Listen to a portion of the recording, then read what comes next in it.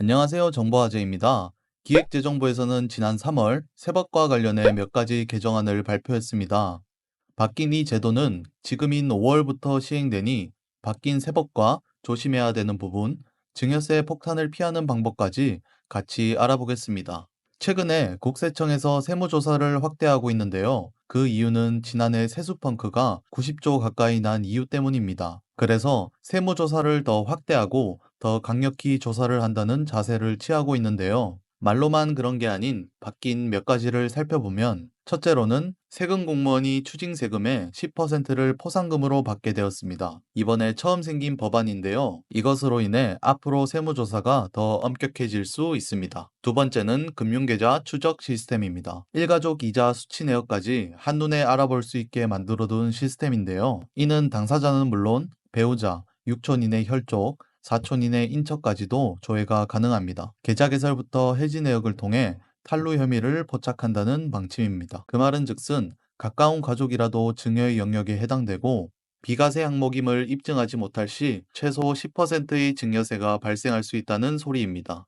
이제는 법안이 개정됨에 따라 가족 간에 돈을 주고받는 것도 각별히 조심해야 합니다. 증여세를 잠깐 알아보면 타인으로부터 재산을 무상으로 받은 경우 재산을 증여받은 자가 내야 하는 세금을 말합니다. 재산의 종류로는 현금과 기금속, 부동산 등 금전으로 환산할 수 있는 모든 물건을 말하며 분양권처럼 재산적 가치가 있는 모든 권리도 포함됩니다. 하지만 상속 증여 관련 법안을 잠깐 살펴보자면 사회통념상 인정되는 생활비, 교육비, 병원비, 축하금, 명절에 받는 용돈 등은 증여세 비과세에 해당합니다. 그 말은 즉슨 반대로 자녀 및 가까운 친인척에게 생활비 명목으로 준 돈을 주식에 투자하거나 주택 매입 자금으로 사용하게 되시면 과세 대상이 됩니다. 세무조사도 종류가 다양하게 있지만 가장 많이들 궁금해하시는 가족 간의 증여, 상속을 할 때 최대한 세금을 피하는 방법을 소개해 드리겠습니다. 먼저 알아두셔야 할 부분은 상속세 세무조사는 무려 10년입니다. 고로 증여 공제 금액을 알아두셔야 하는데요. 배우자는 6억 원, 직계 존속은 5천만 원입니다. 하지만 미성년자일 때는 2천만 원입니다.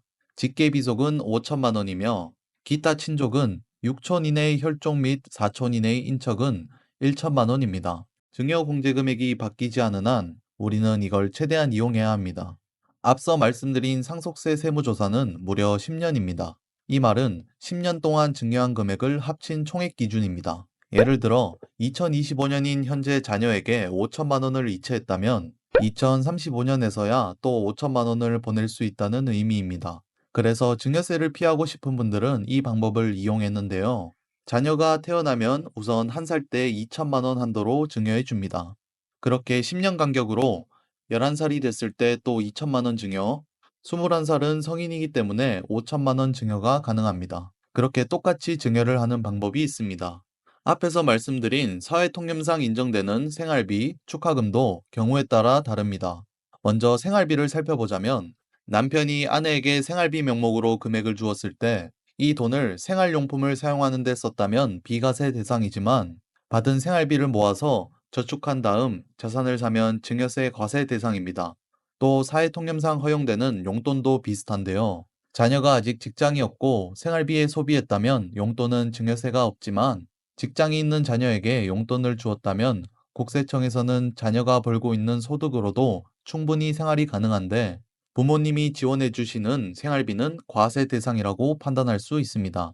보통 그래서 증여를 할 금액이 많은 분들은 자녀에게 교육비는 비과세 대상에 포함되기 때문에 유학을 보내거나 교육비에 투자를 하는 경우가 많습니다. 또는 증여세, 상속세를 피하기 위해 자녀는 직장에서 일한 월급은 모조리 다 저축하고 현금이 아닌 부모님 카드로 생활비를 충당하는 편법을 이용하는 경우도 많다고 합니다. 증여 공제 금액 관련해서 알아보았으니 자녀 명의 연금저축을 활용한 유기정기금 증여 방식을 알아보겠습니다.